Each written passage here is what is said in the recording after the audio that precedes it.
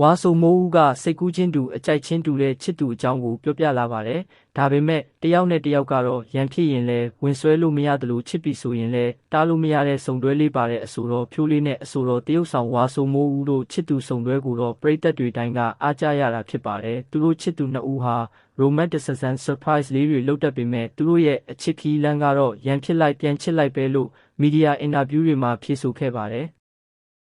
ဝါဆိုတို့နှစ်ယောက်ကနူးနူးညံ့ညံ့တိတ်မရှိဘူးတယောက်နဲ့တယောက်ကလည်းချွဲချွဲနွဲ့နွဲ့နေတတ်တဲ့အထဲမှာတိတ်မပါဘူးဝါဆိုလဲအေးဆေးပဲသူလဲအေးအေးဆေးဆေးပဲပေါ့နော်ချစ်တယ်ဆိုရင်လဲတယောက်နဲ့တယောက်ကျင်နာတယ်ဂယုစိုက်တယ်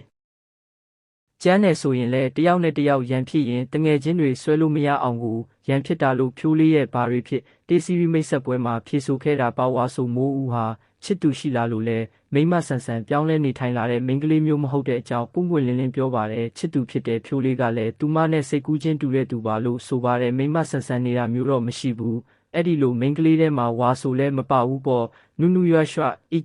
ကြီးမိန်းကလေးမျိုးမဟုတ်ဘူး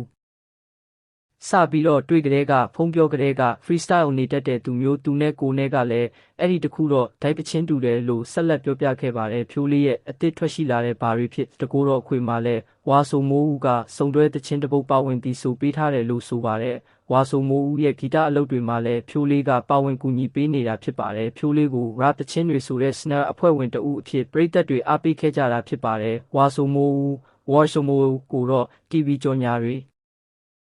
ဗီဒီယိုဇာတ်ကားတွေကနေတဆင့်ပရိသတ်တွေစတင်သိရှိခဲ့တာပါလက်ရှိမှာတော့သူတို့ချစ်သူနှစ်ဦးပေါင်းပြီးဂီတအလုပ်တွေလုပ်နေပြီလို့သိရပါတယ်